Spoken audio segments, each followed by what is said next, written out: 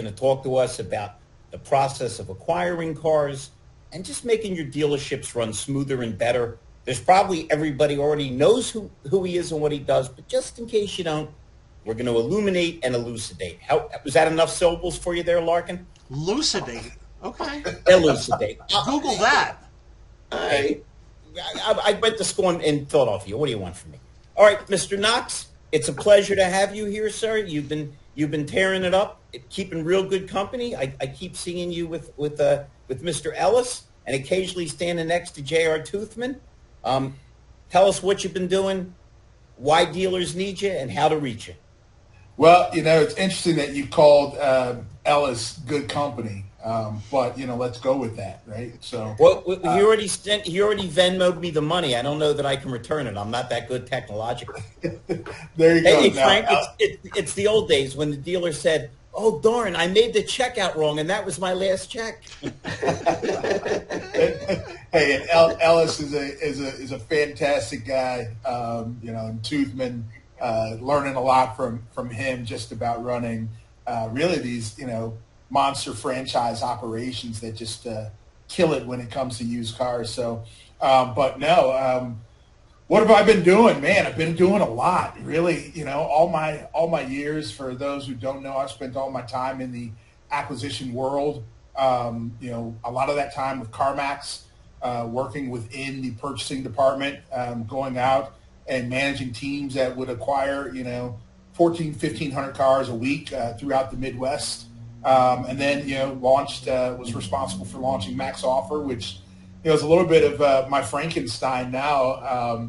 Didn't think I'd be going head-to-head with Max Offer because it's such a great product, but had a great time working with that team before I left and went to South Florida. So I went to South Florida and worked for Off Lease Only for a few years until the doors closed. But even there, again, talk about mega inventory, responsible for acquiring, anywhere from 700 to 1,000 cars a week with a smaller team, just using technology and going out and doing what we could do, and and eventually working to stand up buy centers for those stores as we tried to build out appraisal lanes. So after the doors closed, I decided to go off on my own. And started doing some work with Unique Auto sourcing and finding inventory and sourcing inventory for dealers around the country, and joined forces with Justin Campbell, who's the owner of Unique. And then, that led me down a path of trying to figure out really, all the channels that you could go out and acquire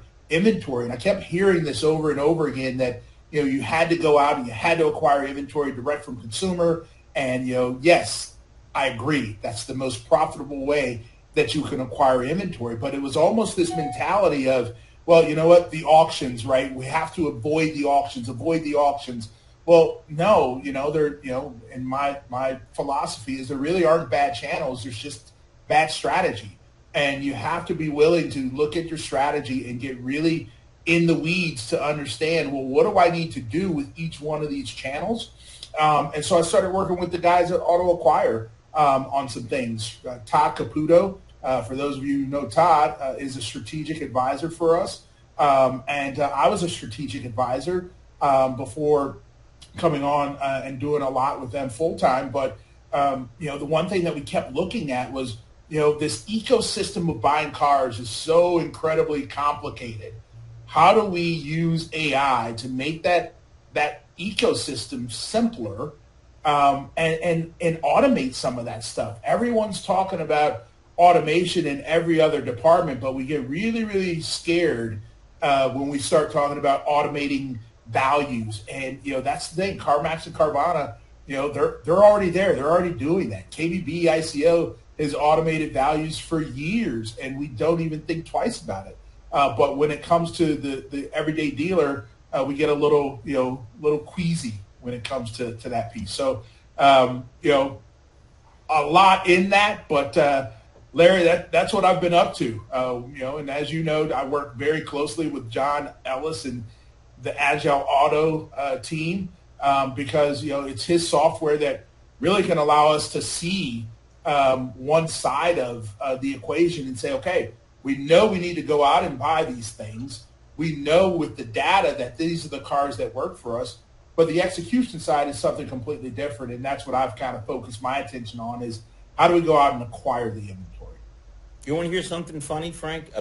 Going from the tremendous high tech and the process that you have with John and JR, from a low tech standpoint, the guys that I just trained and ladies that I just got hired, I've been preaching this forever. Once you have a shirt that says your company's name, so-and-so's Chevy, so-and-so's Nissan, what's wrong with walking up to people in a parking lot and say, hey, you're going to think I'm crazy, but you see, here's where I work. Your car is beautiful. Boy, if you ever decide to trade it or even sell it, man, would we give you great money for that? Yeah. I don't think there's enough outlets. I think if people aren't working their salespeople, if they're not working their service drive, if they're not working the processes that you and John and JR provide, I think they're making a drastic mistake. It's like not advertising any place you can. Well, I'm glad you said that because when you really think about this, and you talk about building, buy centers, and we hear that term thrown around all the time. Hey, I need a buy center. I need a buy center, right? And you think about, for me, I always go back to, if I want to buy cars at scale, I have to really start to embrace some of the things that the CarMaxes, Carvanas, off lease only at the time, all those things that they have done and that I learned over the years, and that is that you need to have this sort of multifaceted approach to acquiring inventory. You need to be able to go to the auctions. You need to be able to go and have a rental car rep. You need wholesalers that you can reach out to. You need automation and AI and all of these things. You absolutely need all of it. And now you can say, all right, I have all my bases covered, and now I can go out and truly, truly say I have a buy center and I'm acquiring inventory. You look at the big players, so, a JR, and JR runs a fantastic operation out in West Virginia. Middle of nowhere, West Virginia, selling 300 used cars, okay? How does he do it? Does he get every car that he can from the consumer? Yep, you bet. He's got a plan. Does he get cars from auction? Yep, you bet. He's got a plan. Does he get cars, from rental car companies? Yep, he's got a plan for that too. So he's built this plan, and, if you talk to Rob Dell up in Pennsylvania, he's doing the same thing. So they've embraced that CarMax or Carvana philosophy of saying, hey, I'm going to go everywhere. I'm going to go everywhere to get cars that make the most sense for my dealership. And I'm not going to rule out those channels just because I think it's a bad channel. Why would you rule out any channel? I've always hated the mentality. I mean, I didn't hate it from my perspective because it made me rich. That I worked with salespeople that immediately decided you weren't a buyer. Pray all day for work, and then when you pull up, oh yeah, he's not. Send the new guy out. Yeah. Every channel, everything's an opportunity. Yeah. We're a society obsessed with cars. If they find out you're a car guy, the only person that might get a little more attention at a party is a doctor that can get you Viagra because you're embarrassed to go. Everybody, what's my car worth? What are the new ones like? What do you think I could get? So there are so many ways to do this, and they expect us not to be friendly and personable. If we are, aren't we opening every door and changing the perception of who we are and what we are? And who doesn't like to think, hey, I got a guy on the inside? Yeah. Well, let's run with that for a minute. So when you think about, that on the sales side and that, hey, you know what, people are ruling out that guy because he didn't look the right way or didn't think he had the money or, didn't, know his credit score was a 600, but you didn't know he had, half 50% down to put on that car. People walk past those people all day long. And I would say the same thing of auctions, right? Auctions have long been around. They're going to continue to be around. They're going to continue to be a source of good inventory for dealers to go and purchase. They just can't be the only. They just can't be the only. You have to have the right strategy for auctions when you go. You can't go and say, hey, I'm just going to walk out of here with 20 cars, right? You need to be able to go and say, you know what, I'm going to get 15 cars that I really need from the consumer, and these 5 that I can't find anywhere else, I'm willing to go to the auction and maybe pay a little bit more because I know what I have in my back lot that's waiting to be built. So that's how I look at it. And I'll even say this. When you talk about wholesalers that are out there, think about the number of wholesalers that are out there that buy cars at an auction, take them to another auction, and make money. Oh yeah, they've been living off of that for years. Frank, I got a couple of questions, and I'm again. Thank you for spending Friday afternoon with us. I'm thrilled to have you because you're right on the money, and we have been trying to be top of mind in the dealers in our market because we want to find the dealers that want some help and then help them. And when you talk about strategies of acquiring vehicles, I'm in the greater Hartford market in Connecticut. We've got a pretty strong auction, Southern Auto Auction in East Windsor. Yeah. And Wednesdays is showtime. And every dealer, every buyer, everybody's there. That's their religion. They're Wednesdays, the owner or whoever. And so obviously nothing's getting done at the dealership because the driver is gone buying cars at the auction. But they've been trying now. You see over COVID, they're trying to buy trades. They're trying. So tell me about these people. And remember, I'm in Connecticut. We don't have mega dealers. Our best dealers can sell 300 cars. And so we've got a lot of 100 car stores and 200 car stores. Where are they failing? Is it failing because they don't put a body on it, or it's only left on one person's shoulder to find it? So please talk to me and us, to my Connecticut dealers, of what's a good plan to start to acquire customers' vehicle. Where to start? I mean, we can say auto acquire, and that's wonderful, and sign up for you, but let's give them a little taste of what you see out there. Yeah, so, a couple of things there. And one, no, you need more than one body that's on this, because what do we know about the buy center, the buying ecosystem, right? You need, someone who's looking at the car. You need somebody who's really physically looking at the car. You need somebody who's valuing that car. You need somebody who's going to, cut the check for that car. You got to worry about how do you pick it up from the consumer. You got to worry about when it gets there, how do you inspect it? I mean, there's all these things that are very disjointed in that process that make it very complicated. And so when that happens, dealers ultimately just walk away from it because right. it's not easy. So all these folks out there that are chiming in and talking about, service drive acquisitions or direct from consumer appraisals are, understand it's a difficult thing to do.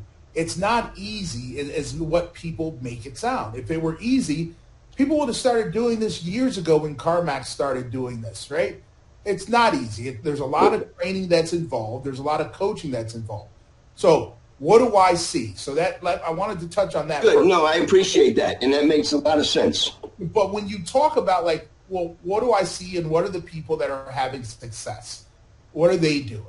Well, one, they're trying to put as many cars, as many values out there as they possibly can, right? They're trying to, and they're doing that, again, they're doing that through, AI. They're doing it through tools that they have. They're just trying to get the customer hooked, right? Like, how do you get the customer hooked to say, yes, I'm in and I like that offer and now I'm going to go to the store. And so what you're looking for is that hand raiser that says, you know what? I like what you showed me, but you have to have the tool first to at least show them the offer. So all you're doing, right? So think about the sales process, right? The sales process starts with this massive funnel, right? Like, I want to get as many people in the top end of that funnel as I possibly can. And then as they start to raise their hand and say yes, and they do this indication that tells me, hey, now they displayed a buying signal, they start to go down into the funnel to now where that one person at the store can now deal with them on a one-on-one basis and get the car sold. Acquisitions are the same thing. Talk about Carvana and why they're having success. Well, Carvana's, they're throwing as many offers out there as they possibly can.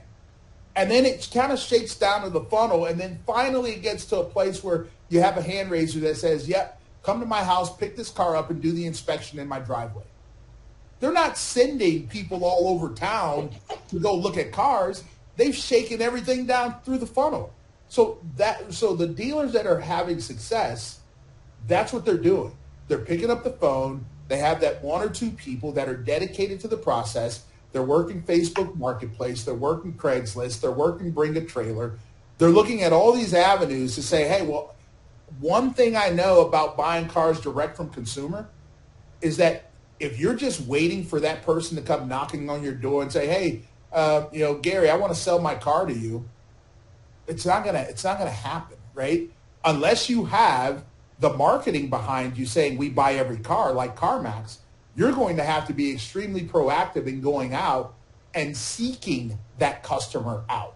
And so one of the things, and I don't want this to turn into a pitch special, but one of the things that attracted me when I started advising Auto Acquire was that that's exactly what they were doing.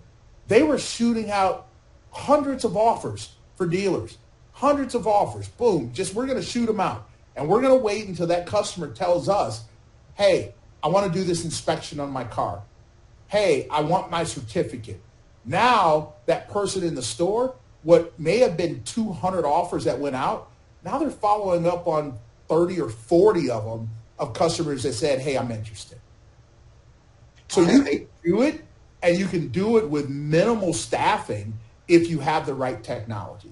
And the right process, Frank. It's right like everything process. else. If you're not doing the right thing consistently, you're dead. Particularly with this, because this is really a disciplined process. It's kind of like special finance. You're weeding through a lot to get to a little, but the reward is strong. And I'm glad, Larry, that you mentioned that, because at no point do I take the people in the process out of the equation of having technology. You have to have all three of these things to win in this space.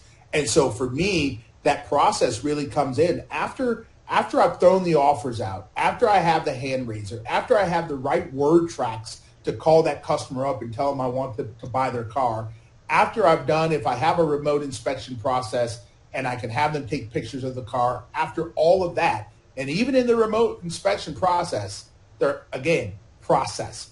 It's not, hey, just go snap me some pictures. No, go snap me pictures in this particular order, because this is the most effective way that I can look at as many cars as I possibly can. The next piece of that is what happens when that customer arrives at the store. There has to be a dedicated process for every one of those customers that shows up in your store. And there has to be that person that still knows the ins and outs of cars. You cannot put this many offers out there and expect to have someone who kind of knows cars go out and do the inspection for you. Yeah. Someone's got to be there that knows the ins and outs of these cars, that can crawl underneath them, drive them, inspect them, put them in four-wheel drive low, put them in four-wheel drive high, make sure, plug the OBD2 scanner in there, make sure that the car is what the customer said it was before you go down this path of stroking that customer a check. Well, of course. Frank, It's the old, if you can't measure it, how are you going to control it? How are you going to improve it? How are you going to catch the mistakes? That's right. Frank, you had given a quote, and I was putting it on social media, where you're saying if you're not acquiring, you're dying. What are some of the things you've seen that have you just scratching your head? Why do these guys not see this? Oh, I could go on and on for hours. It's funny. I was talking to Brian Kramer earlier about this, and we were thinking about doing a parody of all the things that we've heard from people over the years as to why they can't buy used cars. Most recently, I'll give you one. I was talking to a client, and he's super frustrated. He's the used car manager. He's going out. He's doing everything he can to build a used car operation, and he got pushback from his GM and from his service manager. And the quote was, and I think I put it on my LinkedIn. The quote was, "What are you trying to do? Turn us into a used car store?" I saw that. I saw that. and in the conversation, I just had to stop and I go, wait, did I hear that right? Yeah, that Frank, didn't come out of your mouth. Frank, that is not the dumbest thing I've ever heard. I had a controller once. I am not making this up. Short-lived. And we were going over the accounts receivable list. Now, we were in a very bad neighborhood, and it was very hard to scrape up down payment. And we always had an AR list. And this genius's answer was, well, if you sold less cars, you'd have less of an AR list. Okay, that's a great idea. Why don't you tell them that on the next place you're employed? It's time to leave the auto industry. It's time to go. But Frank, it turned out okay. I think he got a job with the Biden administration, so it's fine with the dollars. He may be the next mayor of. No, don't go there. Let's not go there. Let's not go there. Here's my thing, and this is where I'll kind of wrap it up with this. Like, there's so many out there that they're afraid of the change, and it's it's paralyzing some dealership groups. I talked to a dealership group late last year. Flew down, got on a plane, met with some people. They talked about, hey, you know what? Our organization, we got to go to selling 2,000 used cars a month. We got to get back to our glory days. And we built out this plan and told them everything that we needed to do. Well, we're 8 months later. Do you think they're any closer to selling 2,000 cars? Nope. No. Nope. They haven't sold 2,000 cars this year. Frank, I always quote my hero Ben Franklin, because it's always been true. It always will be true. When you're finished changing, you're finished. Darwin's whole philosophy wasn't built on the strongest or the fastest. It was those most willing and capable to adapt will survive. That's right. And if that's not the case for the car business, I don't know what the heck is. Yeah. We've seen COVID. I'm not that old, but the people that were in it before me had to go through. You had big cars, you couldn't sell them because there was a gas crisis. There was cash for clunkers. There was dealers that lost their franchise just because the OEMs felt like taking them back. Yeah. If you can't adapt, if you can't pivot, you're in trouble, because things are changing faster than we ever thought they would change. Well, think about this right now. You're in a space right now with a number of people in the industry that have not seen 0% financing ever. They've never had to sell through it. They've never had to deal with it. And so who's out there teaching these folks that, hey, welcome to the true car business. Right. For people that were back there in the early 2000s and went through all those things you talked about, cash for clunkers, the prices in 2008, now you have, COVID that's hit. You have all these things that have happened, and the one thing that was constant was change. You knew that change was coming, and if you didn't embrace it, you were, ultimately you were going to die. And so when I say, hey, if you're not buying, you're dying, your dealership's dying, it's true. Like, if you're not out there and you're not acquiring inventory and not acquiring the best inventory and keeping that locomotive rolling, your dealership's dying. Because what's the alternative? I don't buy inventory. I hope to sell what I have. That inventory starts to age. I get upset that the inventory is aging because everything that I'm selling is a loss. And so I refuse to still go out and buy the inventory that is going to be the fresh inventory that wins for me. Frank, those are the same people that don't understand the key is to turn the inventory. And you make more when you sell a car for $1,000 in 10 days than for $3,000 in 90 days, because all you did was fool yourself because it didn't show up on the statement as the loss that it really is. That's right. Hey, Frank, how do people get a hold of you? Because I can't think of any dealership that doesn't need your help at this point. Yeah, man. Hey, I always throw my phone number out there because everybody. Hold on. You know what? The first time you ever caught me without a pen, because I'm in a different room. I tell you what, Mike Larkin. I got your back, Larry. Okay, Gary, you're at your desk. Write down his number, because Frank, I want to talk to you later anyway. I had a little talk with you and John and JR in New Orleans. Things are. I'm finally back on the road and I'm hitting everybody. I'm sure we can do some things together. Yeah. Throw it out there. Throw it out there, Frank. No, you can reach me at 224-253-3790. Give it to him again. 224. 253-3790. Or you can shoot me an email at frank@autoacquireai.com. Or you can always find me on LinkedIn popping off about something. All right. Hey. Frank, I'm going to reach out to you. It was the thorough pleasure. Gary and Mike and I knew it would be. You're a pleasure to talk to. You're an asset to this business.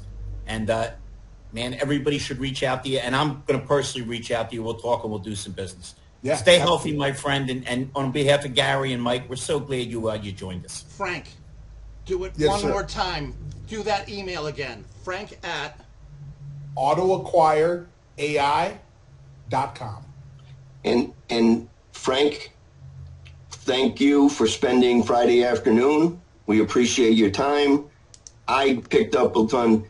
I read one of your articles, and it really is.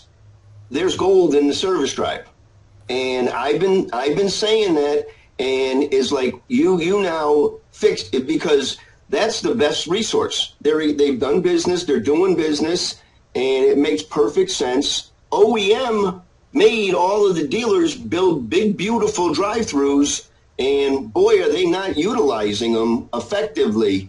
And I took something because I really want to start having dealers give a quote on a service contract when they are in the lane. Because what if You're talking to the wrong guy. It's not Frank's problem. If you tell most general managers about working the service drive, they'll say to you, "We have a service drive? How come I wasn't aware of that?" Yeah, well, it's as we said, it's change. The one thing that I'll say about that is you think about, like, when you go back to the gold rush, right?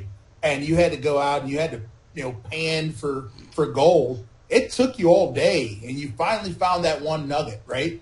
And so the one thing I would say to that is, if you're a dealer, then you need to be willing to invest the time to say, hey, I'm going to pan for gold all day long until I find that one nugget, and then I'm going to keep going, and that's how I'm going to get successful. Is I'm going to just keep doing it over and over and over and over again. There's gold in their own databases that they can mine and market and grow. Thank you for your time today, Frank. Appreciate everything. Frank, it was a pleasure. Have a good Thank you weekend, so much. everybody. Love yous. Take it easy. Guys.